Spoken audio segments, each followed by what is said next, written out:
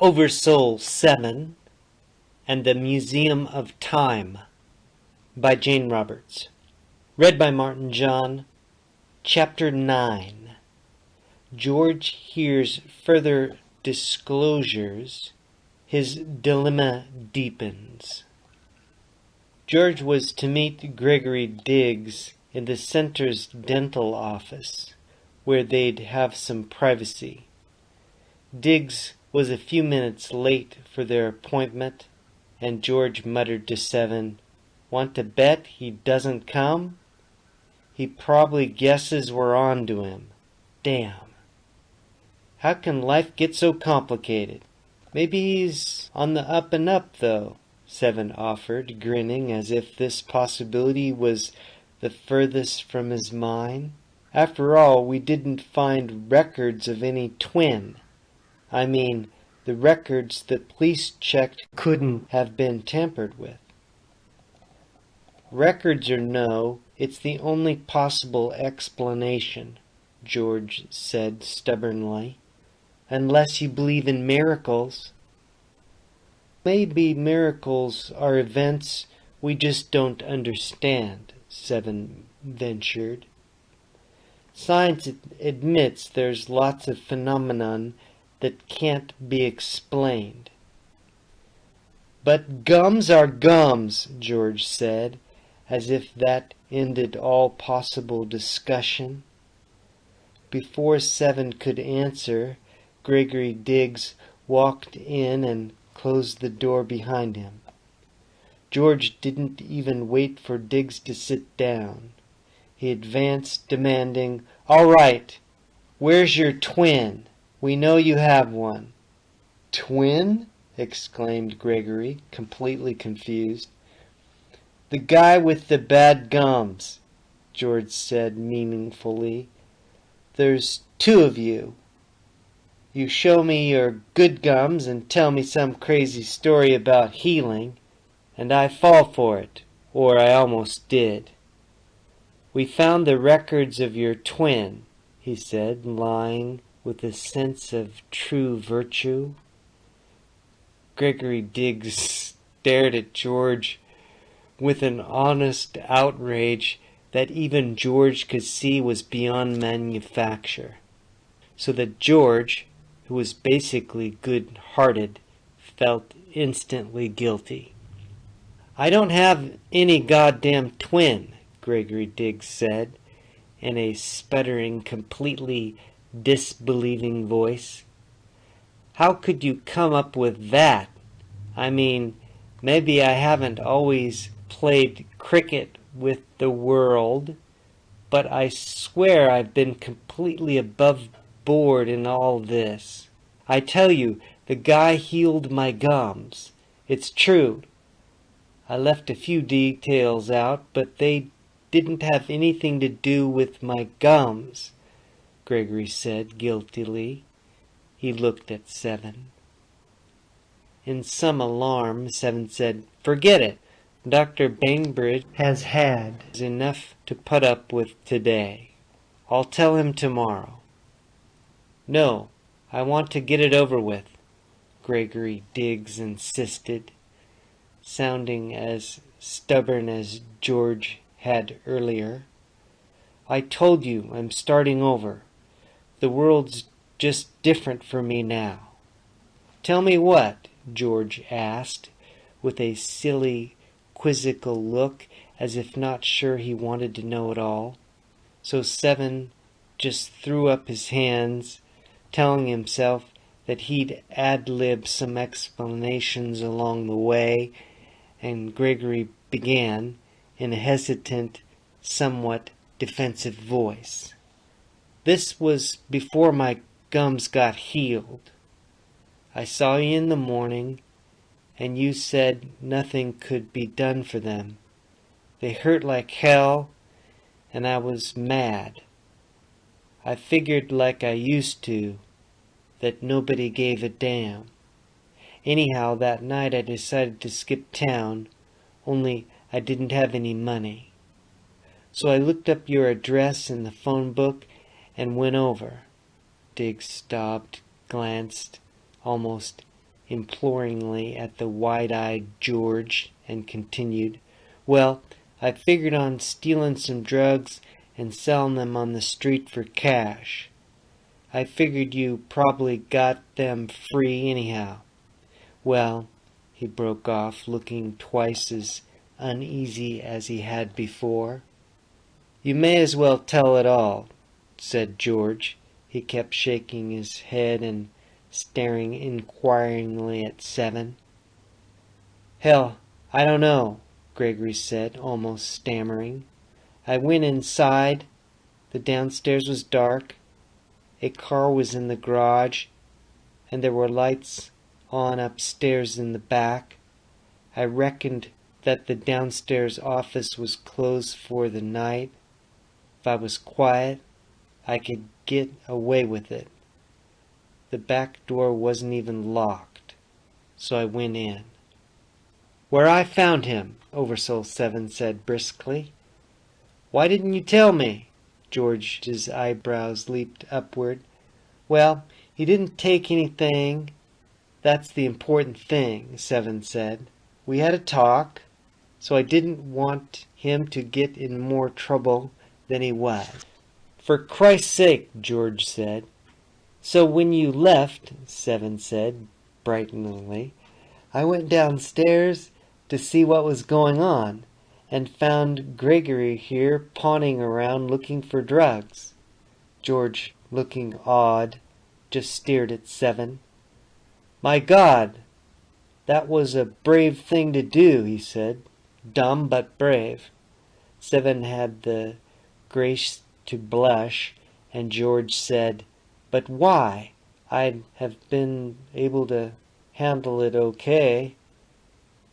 7 did not answer, leaving George to figure things out for himself. "Yeah," George said, still confused. Gregory, who had been just standing there, then said, "That isn't all, though. This last is wild." This last, 7 was sure, was going to consist of Gregory's story about finding the gas lights turned on, the house appearing in the time of George's grandfather, and worse, of Gregory's confrontation with George the First. 7 braced himself and eyed George uneasily. "Wild?" George thundered, sounding quite a bit like his grandfather. "That's all these last few days have been. Wild. So get on with it." Gregory gulped. "Well, before 7 found me, somebody else did. A gentleman dressed in an old-fashioned red dressing gown, carrying an ancient rifle. He aimed it right at me. First, though, he switched on the lights, only they weren't electric. They were gas lights all over. I yelled. I wasn't armed at all." Silence. George's mouth dropped open. He rubbed his brow and said, "I just don't believe what I'm hearing." "I didn't believe it either," Gregory nearly shouted. He was more and more agitated, remembering. "He sat me down and gave me a lecture, and he was a dentist, too. He put cloves on my gums. Only everything looked like a movie set, like the room was out of the last century or something. I thought it was some kind of crazy relative of yours or something. He said he was Dr. George Bainbridge. I was trying to figure out what to do when Dr. 7 here came in. He yelled, and the guy in the dressing gown picked up his rifle and went upstairs. Then 7 let me go. I ran back to the psych center without being caught. The next morning, Window healed my teeth." George Bainbridge's eyes were a study in the expression of utter amazement. He started to laugh, certain that 7 and Gregory were playing a trick. Then, Staring at Gregory's obvious resoluteness, George caught back the laugh and gasped instead. "You've got to be putting me on," he exclaimed, knowing beyond all hope that he'd heard the second most amazing story of his life, and that was the rock-bottom truth. Seven said, maybe Gregory was frightened and hallucinated the man with the rifle." "You told him to go away," Gregory cried. Exactly," Seven replied, red-faced. George Bainbridge sat down, put his head in his arms and groaned. Then, lifting his head, grinning, he said, "Okay, suppose I pretend for a minute that anything's possible. Describe the man in the dressing gown." "He had sandy hair, bushy brows, thinnish, about 6 feet," Gregory said promptly. "His dressing gown was velvet," I couldn't believe it, "with tassels on the belt. And wait, sure, it had a monogram, GB." George just stared. His face grew pale, while incongruously his grin still lasted. "My grandfather looked like that when he was alive. He had a dressing gown like that. I remember it from when I was a kid." Gregory stared back incredulously. "Oh, no, this wasn't any ghost," he said in a shaking voice. "I couldn't see through him or anything. He put cloves on my gums. No ghost could do that. I could show you where he kept them." "There's no oil or cloves in my office," George said clearly. "My grandfather was a dentist.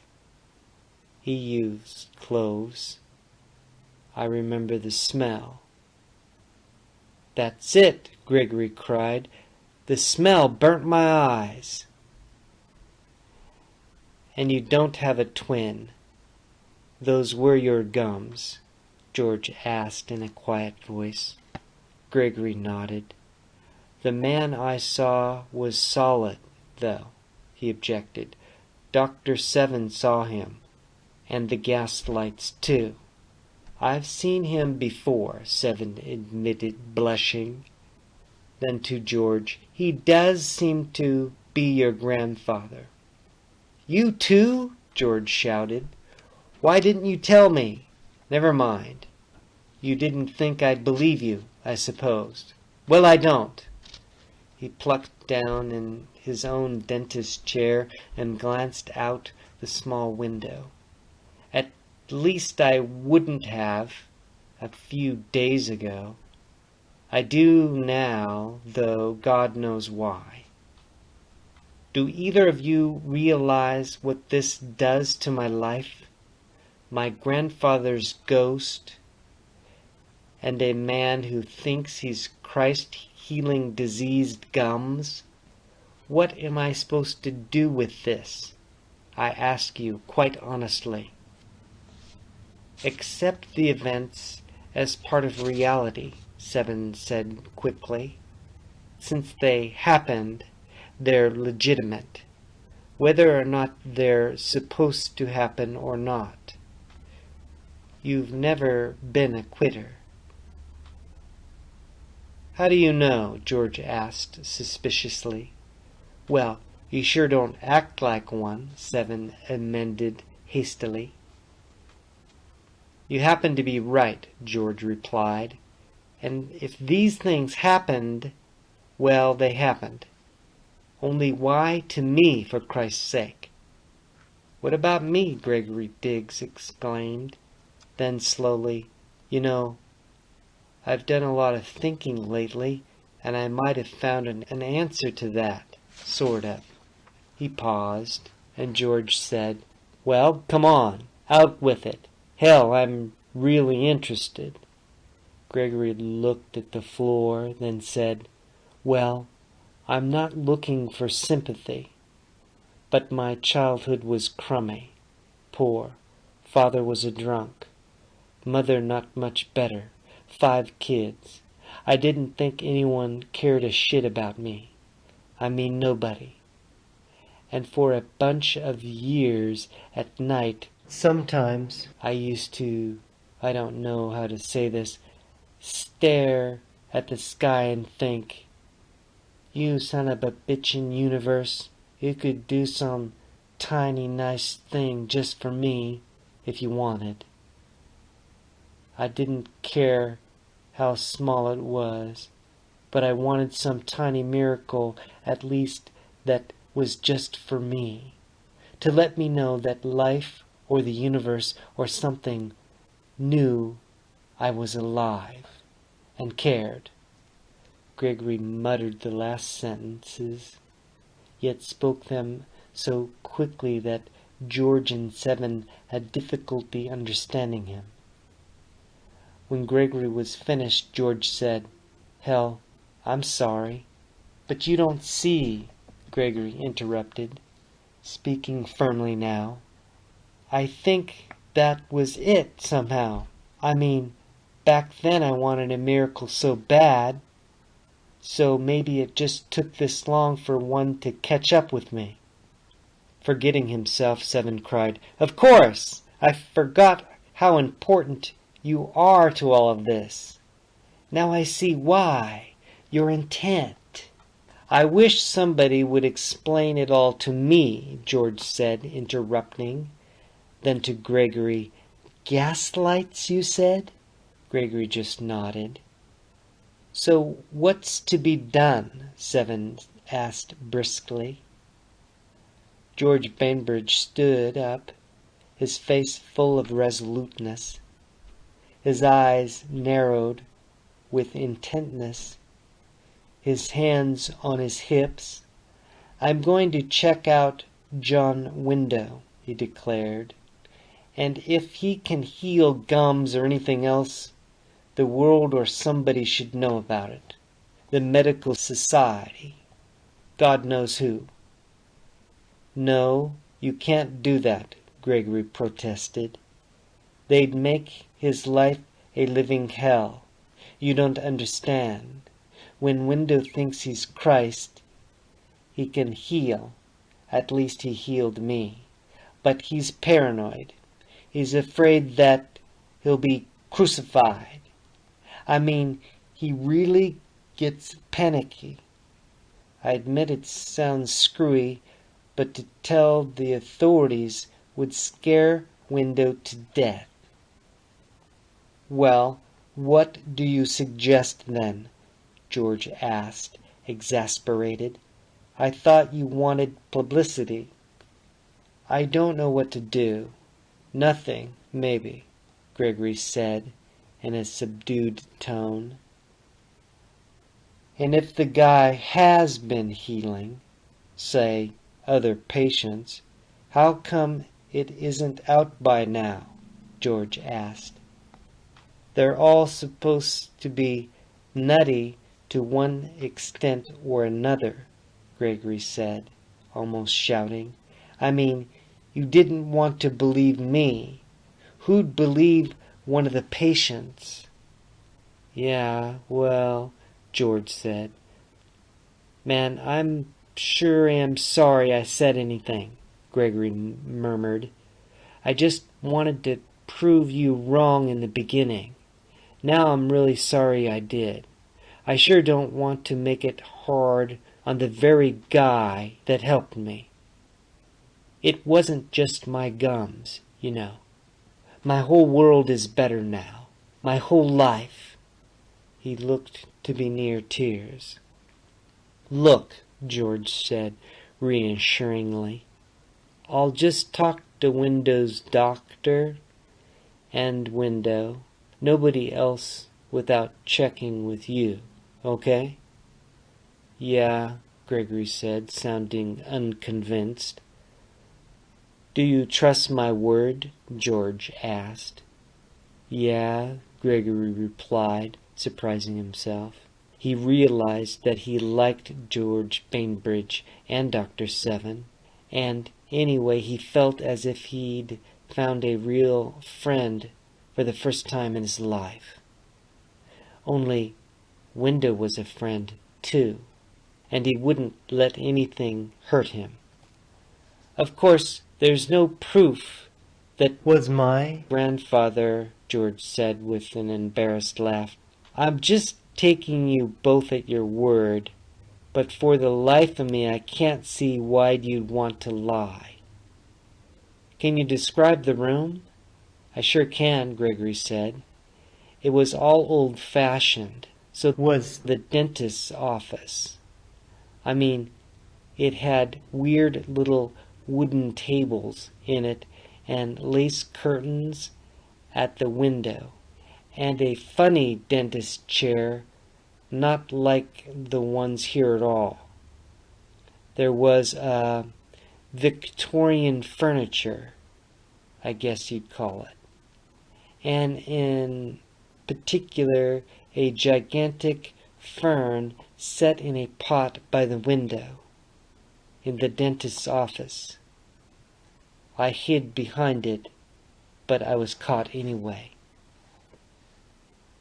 As evenly as he could, George said, I have a photo in an old album of my grandfather's office. There was a plant just like that by the window. He shook his head. This thing is beginning to make its own particular sense, I feel, but I can't really get a handle on it. What about you, Seven? I don't believe he's a ghost, Seven replied, deciding that it was time for George to know a few more facts of life. I think that somehow or another, when you aren't there, time changes and the past appears, or something like that. You mean I go out and close the door and bongo? Inside the house it's 1900 or something? Seven thought that George was going to snort or laugh in disbelief, but instead his face went from initial astonishment to relief. George took his glasses off, cleaned them with a tissue, and shook his head. I used to be afraid I was going crazy sometimes when I was a kid. Damn, I forgot the whole thing until now. Or shoved it out of my mind anyhow. I never got along with my father, but my grandfather was an idol of mine. He died when I was 9. Sometimes I thought I saw him, upstairs usually. But several times it happened in the waiting room, downstairs, in broad daylight. But as a kid, coming down the front stairs, I had the weirdest impression that the rooms at the foot of the stairs were different, and that if I was careful, I could catch them the way they were before. Before what? Hell, I didn't know. But I used to sneak down the stairs at odd hours, and one night I swear I saw the waiting room as it was when my grandfather was in his prime. And there were gas lights. And as I grew up, I convinced myself that it was all my imagination. George's eyes were half closed. His voice grew dreamy. Grandpa was known as a sort of odd nut, adored by his patients. He was the best of the Victorian do-gooders, up to his neck in humanitarian work and so forth. He left an old journal. It's in the attic somewhere, I suppose. But he was into expansion of consciousness or something like that, and he followed all the works of William James. He carried on some weird experiments and wrote to James about them, I guess. My father said he was dotty and told me to rid my mind of my grandfather's nonsense. Coming back to himself, George's face reddened, and he said, "So I grew up to be a good red-blooded American boy." Then, "Hell, I don't know what I'm apologizing for. I'm a damn good dentist." "So was your grandfather," said Seven, grinning. "And when I've seen him, he's been sniffing laughing gas." At Seven's remark, George Bainbridge leapt to his feet. "That does it!" he cried. "That's a family secret. I mean, it was considered a really deep, dark secret. My father told me never to speak of it. I caught Granddad sniffing laughing gas fairly often. Summer my parents went abroad. My dad was a dandy of sorts, to be frank, a social climber. We had a housekeeper, and summers I stayed home with her and my grandfather up until the year of his death. Later, I went with my parents, or to summer camp. It must have been my grandfather you saw, one way or the other. Hell, he let me sniff once, too. He was fairly old by then. I had a ball." "Then we did see a ghost?" Gregory Diggs asked. "Now you're putting me on. He was solid, I tell you." "It must have to do with relativity," George exclaimed, "or time warps. That must be involved. Einstein's theory of relativity, not that I understand it. Something about time and space being relative. Anyhow, there's got to be a scientific explanation.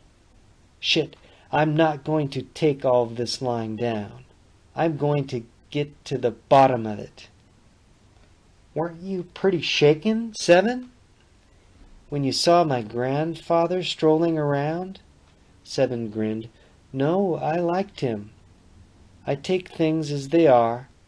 That means I'm a pragmatist, doesn't it? I mean, what happens, happens. It's silly to try to pretend it away." "Super, super," George said in a booming voice. "My position exactly. If people don't like it, they can go to hell." But then he shook his head again. "That sounds great," he said. "Only why did this happen to me? It's going to be impossible to explain to anyone else, yet we can't just ignore it. Particularly Gregory's healing. I can still see those damn diseased gums as they were. And then whammo, they're perfectly healthy. I've got to see John Window's therapist." "Maybe he won't let you see Window," Gregory said, almost hopefully. But George said, "I'd like to see him stop me. Now that I'm convinced, we're going to see this thing through." "That's what I'm afraid of," said Gregory, and OverSoul 7 was beginning to feel the same way. In Chapter 9. Peace, light, and love. Aloha.